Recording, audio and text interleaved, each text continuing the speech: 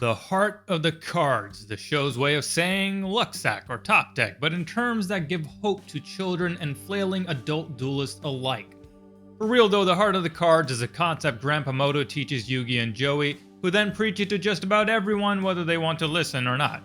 It's this belief that a duelist connects on a spiritual level with their dueling deck, and because of that connection and trust, the deck will come through for its duelists in the most critical situations.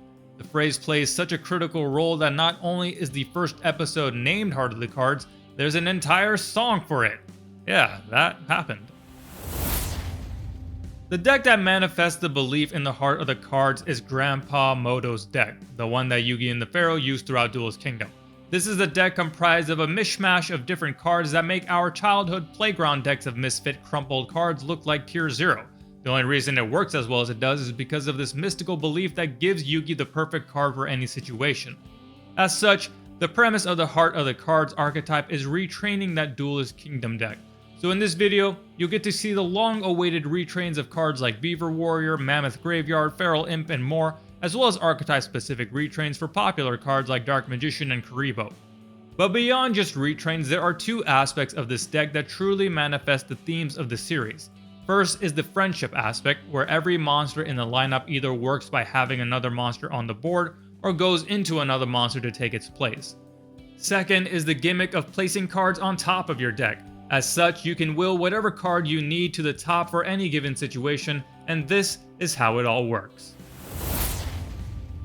It all starts with Winged Dragon, Guardian of the Heart, and yes, I will be milking the Rush Duel artwork since most of these cards received it and it looks great. Anywho, the Winged Dragon guards hearts by once per turn, preventing the destruction of a card you control that mentions Heart of the Cards. He can also special summon himself from hand if you control a monster with a different name that mentions Heart of the Cards. Next up is Eager Beaver, Beaver Warrior, Eager Heart, who when a card or effect is activated that targets a card you control while you control him set as a monster card, you can change him to face-up defense position, and if you do negate that targeting effect, then you can place one card on top of the deck from your deck that mentions Heart of the Cards. So this is going to be the first of many effects that allow you to manufacture your Heart of Cards, if you will, by placing cards that mention it on top of your deck. In addition, if he's destroyed and sent from the field to the grave, you can special summon one level 4 or lower monster that mentions Heart of the Cards from your deck, so like I mentioned, tagging out for a friend of his floating into another monster that mentions Heart of the Cards. Next is Feral Imp, Resilient Heart. When this guy is equipped with a card that mentions Heart of the Cards, he nets you a draw. So like how some cards can place cards on top of your deck, some, like Feral Imp, will let you draw them. Its other effect kicks in when you control another monster that mentions Heart of the Cards, whereby at the end of the damage step, it destroys the monster it just battled. Next is Stone Soldier, Fortified Heart. When he's on the field, your opponent cannot target monsters you control for attacks except this card. So of course, if you have two, your opponent cannot target any of your monsters for attacks. Also has another effect where you can discard a card that mentions Heart of the Cards and target a spell or trap on the field and destroy it. Then, to sort of reenact the attack to Moon, if it was a Moon spell that you destroyed, the attack of all monsters your opponent currently controls becomes 0. You can only use this effect of Stone Soldier, Fortified Heart once per turn. Next up is Mammoth Graveyard, Undying Heart. If you control a Heart of the Cards monster, you can target one other monster on the field and equip this card from your hand or field to that target, and if it's from your field, then it becomes a quick effect. The equipped monster loses 1200 attack and 800 defense and also has its effects negated. Next is Mystical Elf, Muse of the Heart, who can be special summoned from hand if you control a different Heart of the Cards monster. It also gains a quick effect if it has been on the field for at least one turn, and that is that it can transfer its 800 attack points to another monster you control that mentions Heart of the Cards, and when you do, you can place one card that mentions Heart of the Cards from your deck on top of your deck. Next is Celtic Guardian, Braveheart. His effects mirror the Celtic Guard of Noble Arms, or you can special summon a level 4 or lower Heart of the Cards monster from your hand. Additionally, when this attacking card inflicts battle damage to your opponent, you can draw cards equal to the number of Heart of the Card monsters you control. Next is Silver Fang, Wildheart. On summon, he lets you activate one Mystical Moon from your deck, which is a card you'll see later in the spells. Also, if you control Mystical Moon, it's the Wolf who transforms by tributing himself to summon a level 4 or lower Heart of the Cards monster from your hand or deck, except another copy of itself. Next is Horn Imp, Growing Heart, who like Feral has an effect that activates when equipped with a card that mentions Heart of the Cards. You can target one monster your opponent controls and destroy it.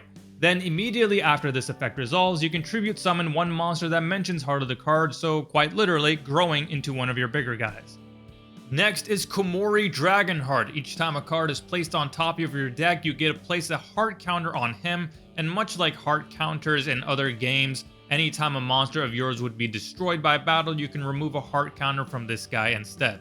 There's another way to use those counters though, whereby removing 3 of them from this card, you can target one monster in your graveyard that mentions Heart of the Cards and revive its heart, i.e. special summon it to your field.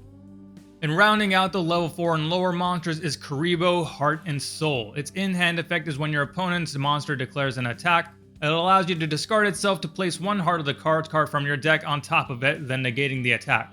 It also has a graveyard effect where when your opponent declares an attack on a monster you control that mentions Heart of the Cards, you can negate that attack by banishing this card from your grave, then you get to draw a card. Now on to the tribute monsters, starting with Heart of Dragon. Bet you didn't see that name coming. Heart of Dragon has a special summon from hand effect where if only your opponent controls a monster, you can stack a Heart of the Cards card from your deck on top, then summon him. His on-field effect allows you to pop a field spell, then draw a card, and yes, this deck does have its own field spell. Next is Summon Soul, who at the start of the battle phase can destroy cards your opponent controls equal to the number of field spells in the field zones. And if he leaves the field while under your control because of an opponent's card, you can special summon one monster from your grave that mentions Heart of the Cards, except a copy of himself, then stack a Heart of the Cards card from your deck on top. Next we have Gaia, Knight of the Heart, who if you draw him you can special summon him from your hand, then stack a Heart of the Cards card from your deck. On field, if he destroys an opponent's monster by battle, you get to draw a card. And rounding out the main deck lineup is the signature card, Dark Magician, Master of the Heart. This guy has a ritual-like summoning condition where you special summon him by tributing monsters that mention Heart of the Cards that you control, whose total levels equal 7 or more. And on summon, you can target one card in your grave and place it on top of your deck, which comes in handy because his other effect is a quick effect that is an Omni Negate whereby anytime your opponent activates a card or effect, you can declare one card name, excavate the top of it from your face down deck, so no Convulsion of Nature shenanigans, and if it is the declared card, you add it to your hand, then negate the activation of that card and destroy it. Otherwise, you banish the excavated card face down. This is a hard once per turn. Going into the fusion monsters, of which there are 2, starting off with Gaia, Champion of the Heart, which is comprised of the archetypal versions of Gaia and Curse of Dragon. This guy inflicts piercing battle damage and also has a quick effect where you can target a card on the field once per turn, and much like how Dark Magician works, declare one card name and excavate the top card of your face down deck, and if it is the declared card, add it to your hand then destroy that target, otherwise you banish the excavated card face down.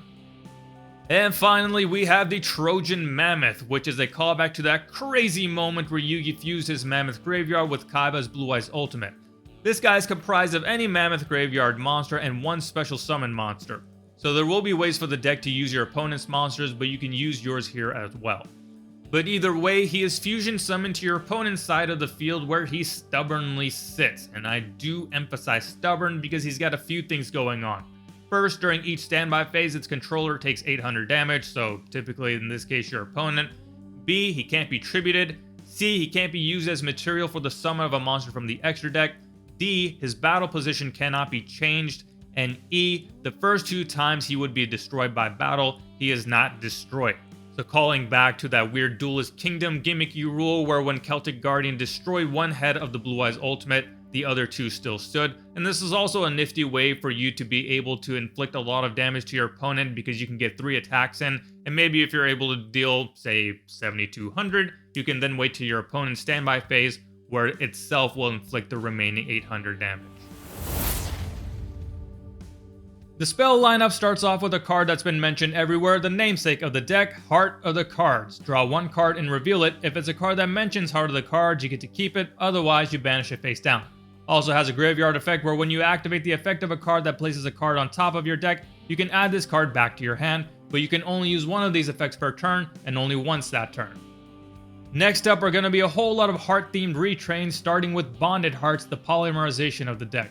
It fuses just like Poly, but then places a Heart of the Cards card from your deck on top. Bonded Hearts has an additional ability that if you draw it on your opponent's turn, you can activate it right then and there.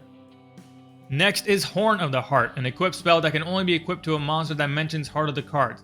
Grants it 700 attack and defense, and when the equipped monster battles, it negates the effects of the monster it is battling during that battle. Finally, if it's sent from field to grave, you can target one card in your grave that mentions Heart of the Cards, whether that be itself or another, and place it on top of your deck. Next is the long-awaited Living Arrow card. What's a Living Arrow card? This allows you to target a monster your opponent controls and treat it as a card that mentions Heart of the Cards for the turn. Also for that turn, you can use that monster as if you controlled it for polymerization or any of the archetypal spell effects, and that's especially useful for these next two cards. Starting with Shifting Hearts, which allows you to bounce a monster you controlled and special summon from your hand one monster that mentions Heart of the Cards that has a different name from the returned monster. The other is Heart Recovery, which allows you to spin a monster you control as well as your entire hand, then draw cards equal to the number of cards shuffled into the main deck. So with Living Arrow, you can use both of these last two cards on your opponent's monsters to bounce or return them to the deck, but they're pretty solid on their own regardless. Next we have the aforementioned field Heavenly Moon, the card that Silverfang grabs on summon.